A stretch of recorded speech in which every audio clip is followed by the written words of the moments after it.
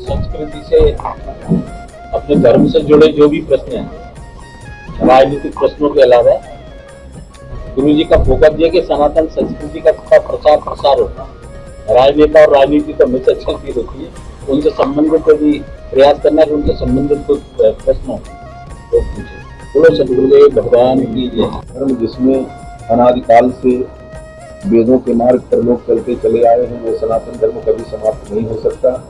सनातन धर्म को समाप्त करने की बात करने वाले स्वयं समाप्त हो जाएंगे। सनातन धर्म समाप्त होने वाला है।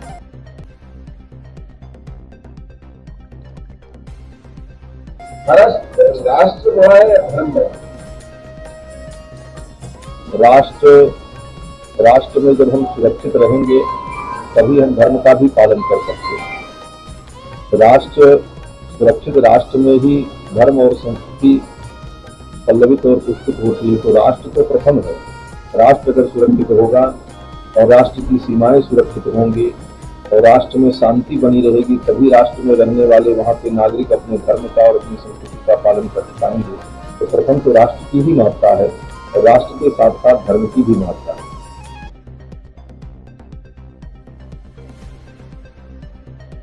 अरे बीजेपी सनातन की बात कर रही थी, सनातन पे चुनाव लड़ेगी पूरी। ये तो बीजेपी का विषय है, हम राजनीतिक व्यक्ति नहीं है, परंतु राष्ट्र में नागरिकों की समस्याएं, नागरिकों का धर्म, राष्ट्र की सुरक्षा, राष्ट्र की आर्थिक व्यवस्था, यह सब राजनीतिक बिंदु होता है। तो राजनीति का भी बड़ा व्यापक क्षेत्र है, इसलिए राजनीति में सारी बिंदु आ जाते हैं। अगर सनातन धर्म पे कोई हानि हो रही है और कोई पार्टी सनातन धर्म को लेकर के उसको राजनीतिक मुद्दा बनाकर राजनीति कर रही है अथवा सनातन धर्म की रक्षा करने हेतु राजनीति कर रही है, तो इसमें किसी को आपत्ति नहीं है।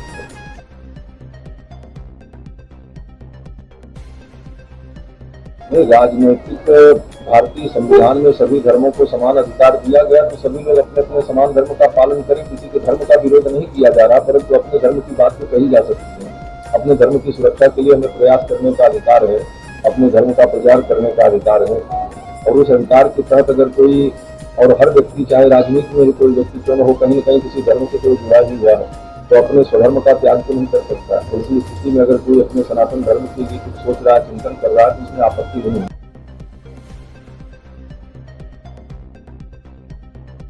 गया श्राद्ध की बहुत बड़ी महत्ता है और जीवन में एक बार गया श्राद्ध जरूर करना चाहिए। लेकिन पितृपक्ष की जहाँ तक बात है कि पितृपक्ष में कोई गया जा पावे अथवा न जा पावे, फिर भी अपने घर में रहकर ही नित्य पितरों का तर्पण पितृपक्ष में और पिता की तिथि में पार्वन श्राद्ध और ब्राह्मण भोजन जो शास्त्रीय विधान है, वह विधान वह अगर करता है तो घर में रहकर के ही पितरों का श्राद्ध और पूजन करने पर पितरों की तृप्ति होती है। और जीवन में जब कभी भी अवसर मिले तो एक बार जाकर के गया में पितरों के लिए श्राद्ध कर लेना चाहिए। लेकिन जो लोग रोज नहीं करते वे अमावस्या को करते हैं, और जो लोग अमावस्या को भी नहीं करते वो कम से कम पितृपक्ष में 15 दिन तक पितरों का तर्पण अवश्य करें। यही विधान।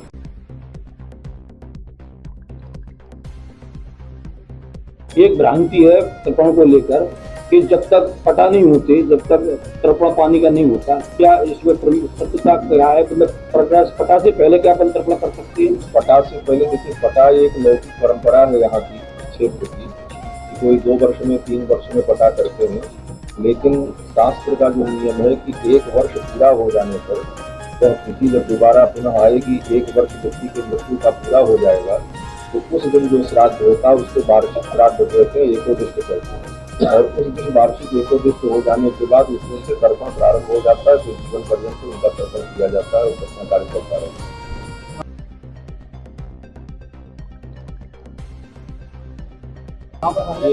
नारी के सम्मान की बात होनी ही चाहिए और नारी का सदा सम्मान रहा है, सनातन धर्म में भी रहा है, राष्ट्र में सदा रहा है और उसके लिए सरकार भी प्रयत्नशील है। लेकिन सरकार के साथ साथ जब तक लोगों की मानसिकता शुद्ध नहीं होती, लोगों में नैतिकता की प्रतिष्ठा नहीं होती, तब तक पूर्ण रूप से नारी को हम सुरक्षित नहीं कर पाएंगे। इसलिए सरकार जो कर रही है वो बहुत अच्छा कर रही है। सरकार के साथ साथ हमें समाज में नैतिकता का विकास करना चाहिए, लोगों के अंदर नैतिकता आवे, सच्चरित्र आवे, तो अपने आप नारी की भी सुरक्षा होगी, समाज की भी सुरक्षा होगी।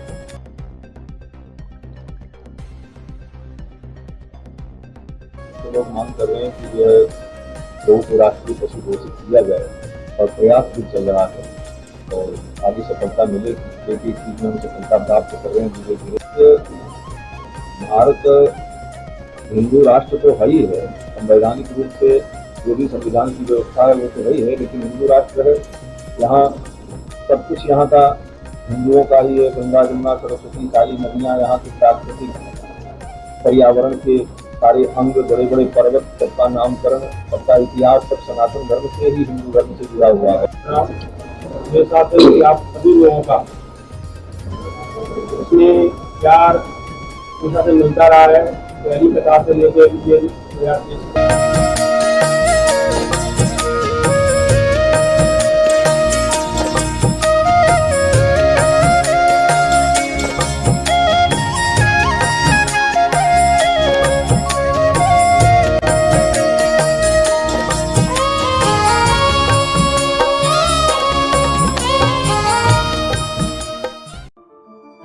अब आपके शहर में, आपके देश में क्या हो रहा है, इन सबको जानने के लिए बस आपके जेब से निकालिए मोबाइल और देखिए देश, शहर, जिले की खबरें आपकी जेब में। देखते रहिए अक्षत न्यूज़ लाइव टीवी। इवेंट हो, पॉलिटिकल हो या धार्मिक हो या स्पोर्ट हो, हर न्यूज़ मिलेगी आपको आपके मोबाइल पर। तो देखते रहिए अक्षत न्यूज़ लाइव टीवी, अपनों के साथ सबसे पहले, सबसे सटीक।